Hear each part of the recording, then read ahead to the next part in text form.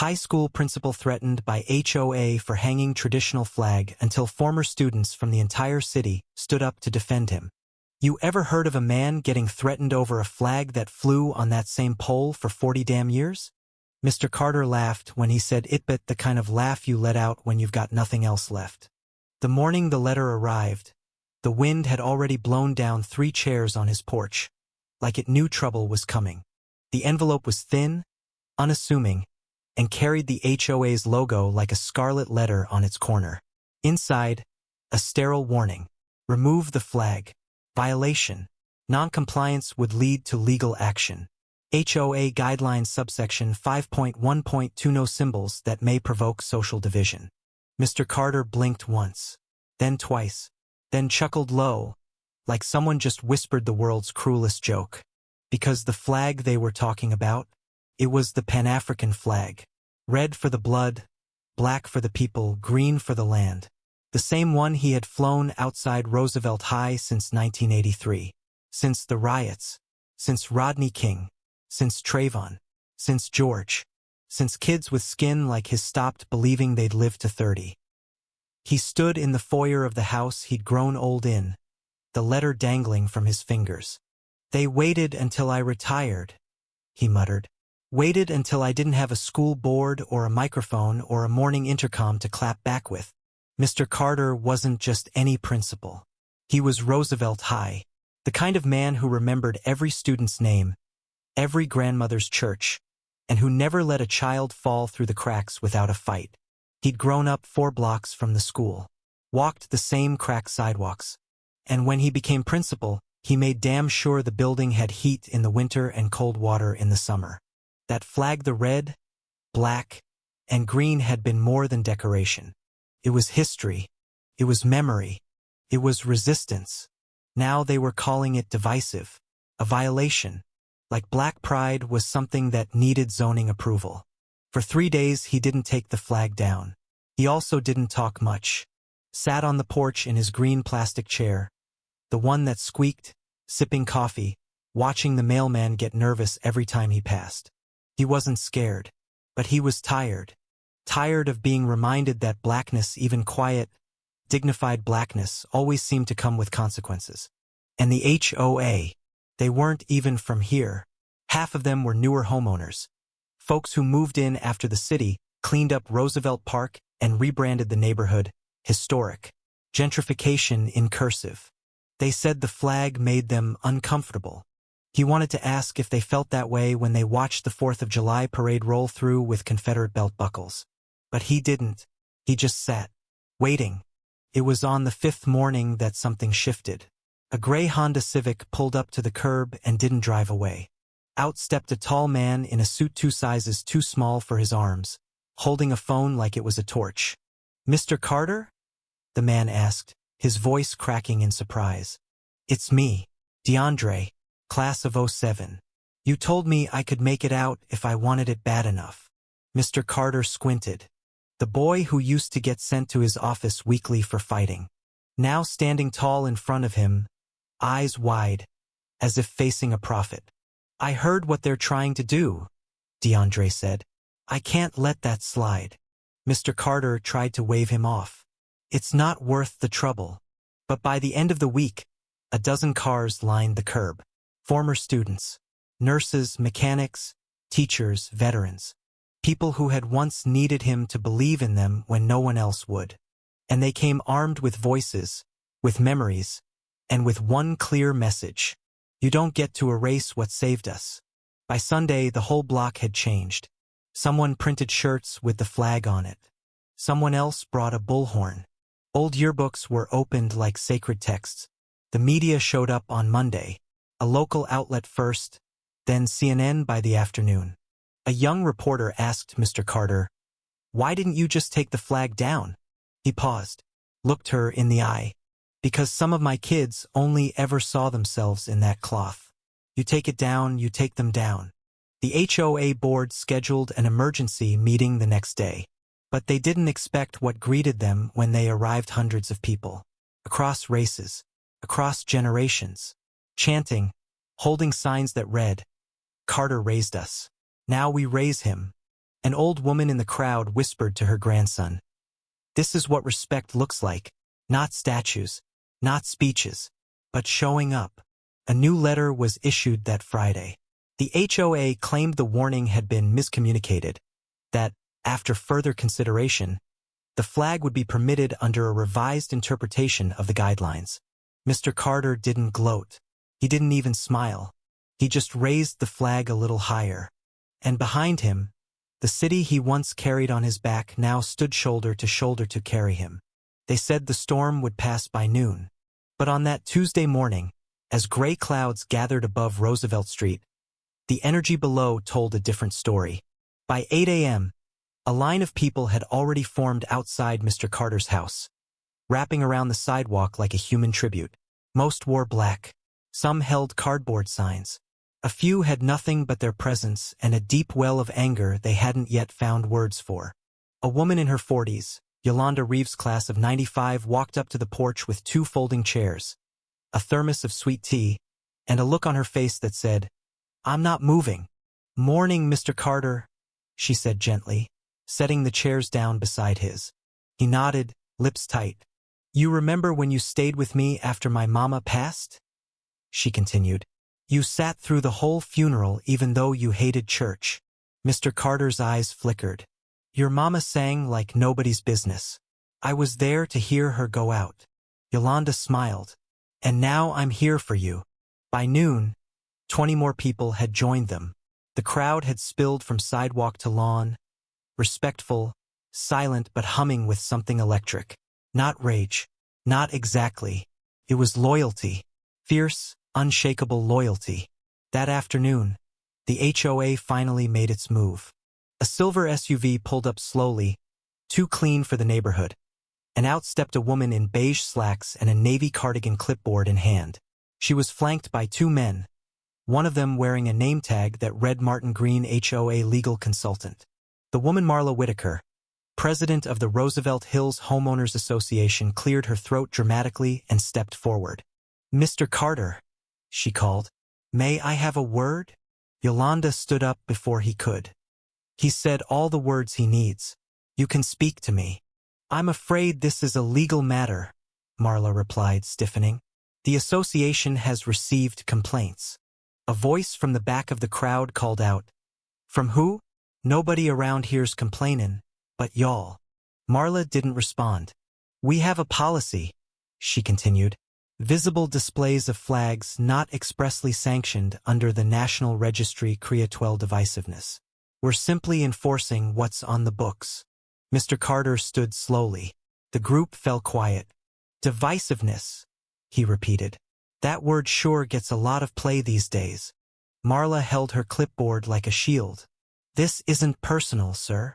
Everything is personal when it's about how we exist," he said, voice low but unwavering. "You want to call a flag divisive? Then say it. Don't hide behind bylaws like a coward." Green, the legal consultant, stepped in. "We're offering a solution. We've drafted an exemption clause. If you agree to restrict the display to February Black History Month, we can avoid any penalties." A murmur of disbelief ran through the crowd. Yolanda raised her voice. "So you want him to be black on a schedule now?" Mr. Carter exhaled through his nose. 40 years I served this city. 40 years I raised its children, buried its dead, fed its hungry. And now you want to put me on a seasonal discount." Marla's face flushed. "We're trying to maintain harmony." Another voice shouted, "Harmony for who?" The moment hung brittle and stretched. Then Mr. Carter turned to the crowd, looked each of them in the eye, and said calmly, "We are not taking that flag down." That night, local news aired a 3-minute segment titled, "Community Divided Over Controversial Flag at Retired Principal's Home." They showed clips of the crowd outside Mr. Carter's house, interviewed a neighbor who called the protest unnecessary and disruptive, even quoted Marla Whitaker, who stated she was merely trying to uphold the values of a unified neighborhood. But they also interviewed DeAndre, standing proudly with a Roosevelt high hoodie and his baby girl on his shoulders. "They call it controversial now," he said. "But back then, that flag was the only reason some of us believed we mattered." By midnight, the clip had gone viral on Black Twitter, then Reddit, then TikTok. By sunrise, the story had cracked national. Roosevelt High graduates from across the country began sharing stories. Teachers, artists, nurses, mechanics. One by one, they uploaded videos using the hashtag Carter Raised Us. A retired firefighter posted, "I was in juvie when Mr. Carter convinced the judge to give me a second shot. I owe him my whole damn life." A college professor from Atlanta added, "He used to bring me lunch when he knew we didn't have food at home. He saw me before I saw myself." The floodgates opened. By Thursday, news vans dotted the block. Reporters jostled for sidewalk space. Marla tried to call an emergency press conference, but the HOA couldn't control the narrative anymore. It belonged to the people now. On Friday morning, just as the sun broke through the clouds, a long black SUV pulled up quietly in front of Mr. Carter's house. The door opened and out stepped Mayor Alicia Monroe.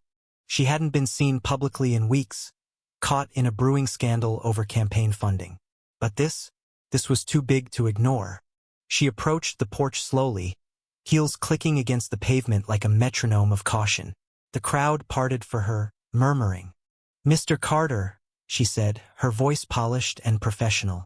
"May I have a word?" This time he didn't rise, just gestured to the empty chair beside him. "You were a sophomore when I took the job," he said. "Used to skip fourth period to smoke behind the gym." She laughed nervous. "You always had eyes everywhere." "I still do," he said, eyeing the camera crews gathering like vultures. "I want to help," she said, voice softening. "This shouldn't be happening to you." "You want to help?" he asked. "Then don't come here with cameras. Come here with courage." Mayor Monroe paused. "We're working on a city resolution to protect cultural symbols on private property. It's going to take time." Mr. Carter looked her dead in the eye. "I don't have time. What I do have is a community." She said nothing.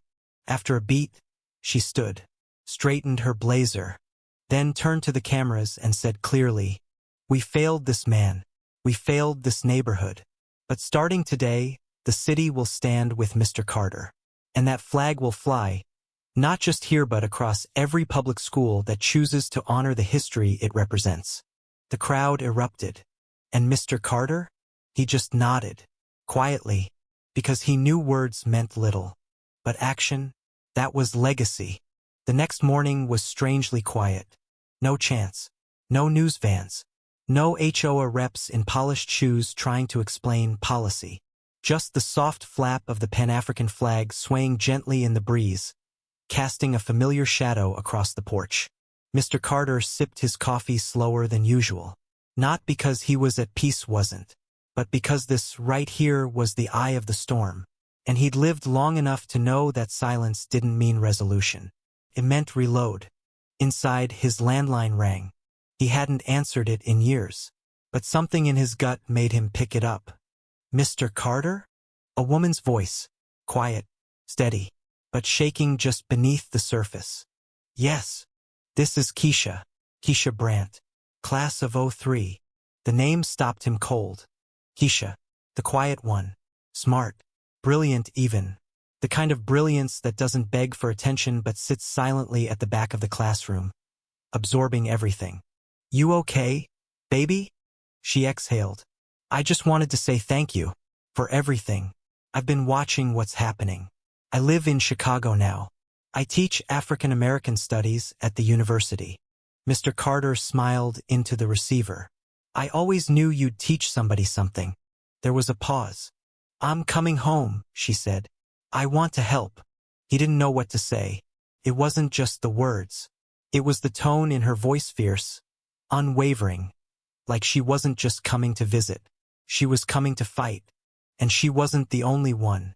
By the weekend, Roosevelt High looked more like a cultural summit than a public school.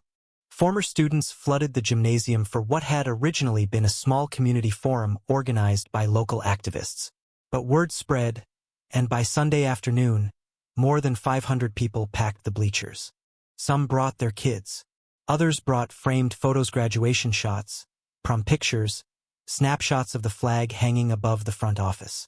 The same flag now being questioned, threatened, condemned. Keisha stood at the podium in the center of the gym, her voice ringing out clear and full of fury.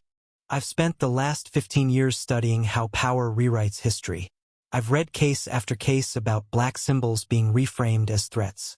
Flags, hairstyles, languages, skin. She held up a photo Roosevelt high in the early 90s, a group of students standing beneath the flag in question, fists raised. This flag, she continued, didn't divide us. It defined us. It was the first thing I saw every morning that reminded me I wasn't invisible. The crowd murmured in agreement.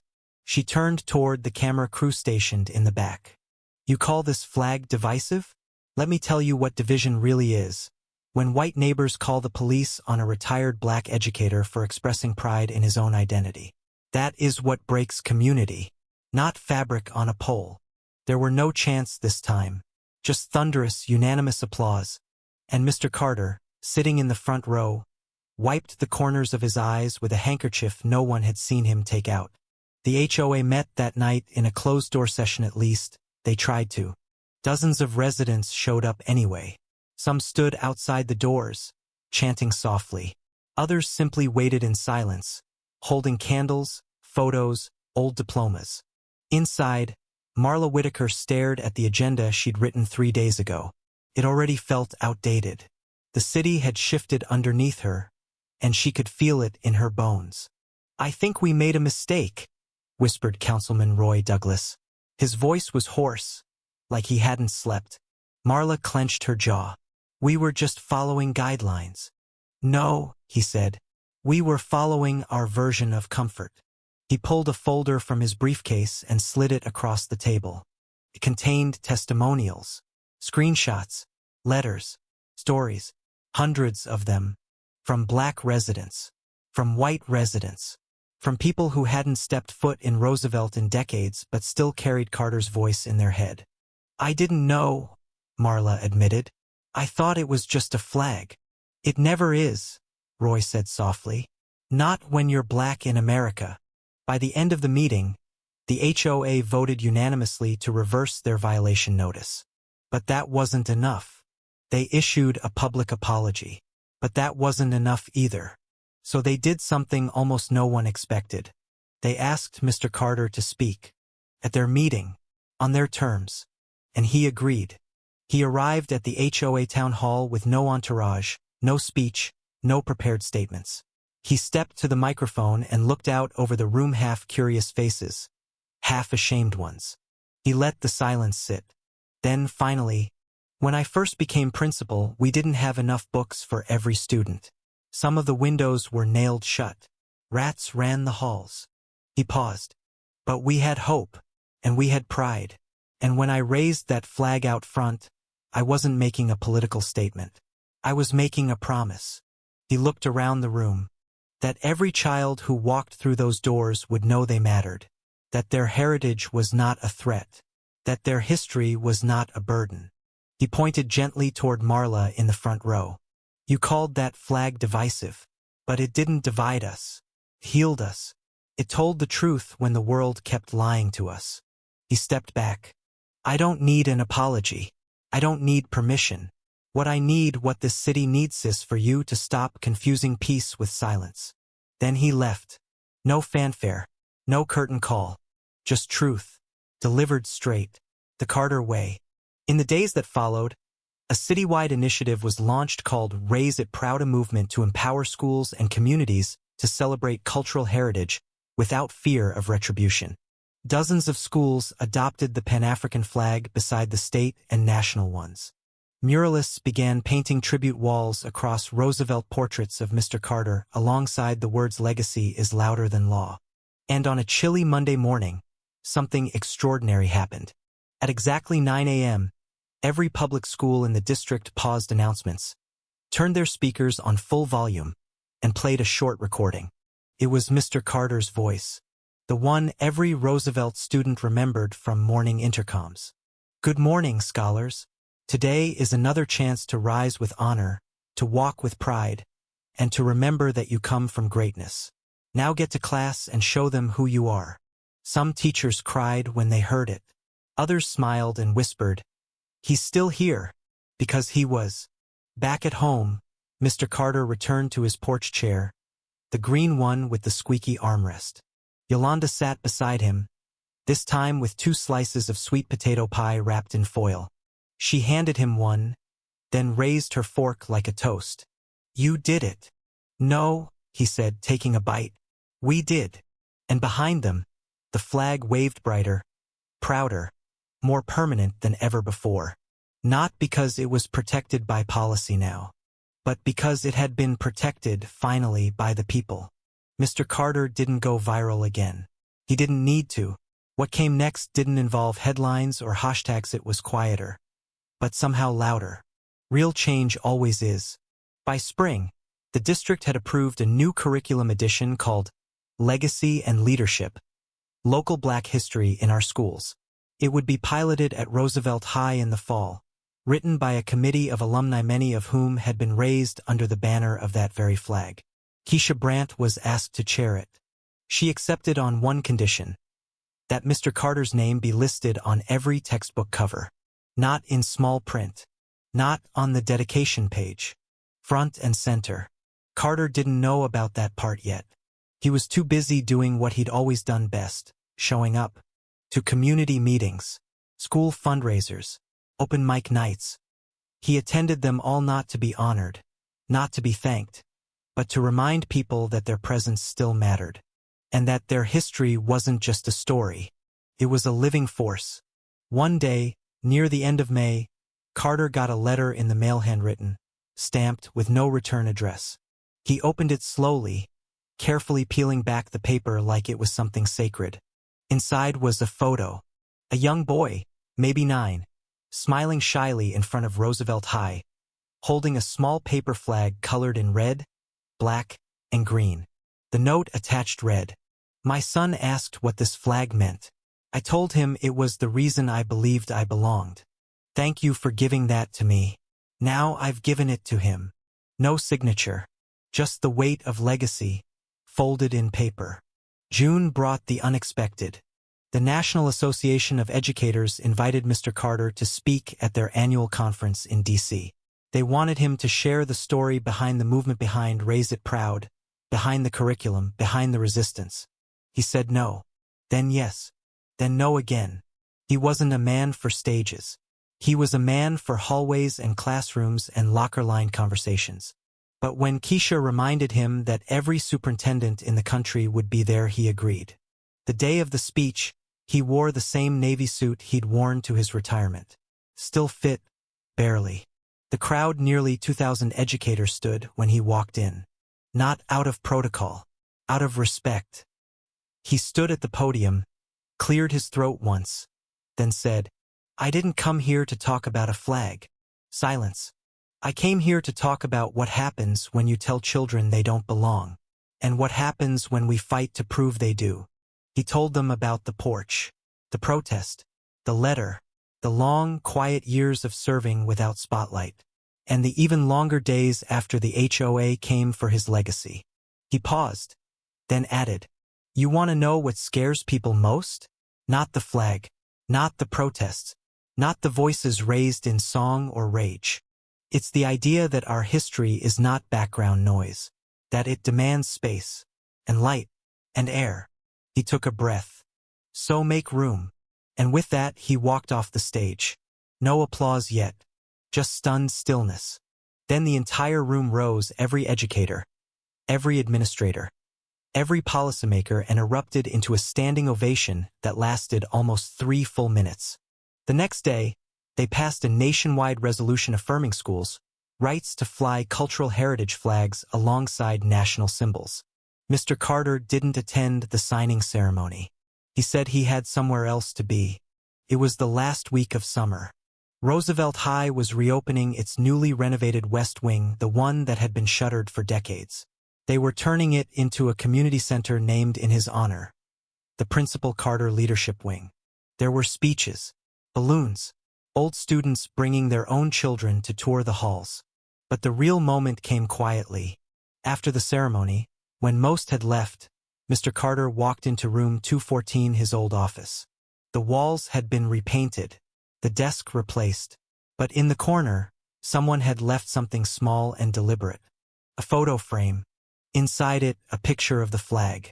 A real one, slightly faded, frayed at the corners. Probably the original from the main lobby back in the day. Next to it, in gold lettering.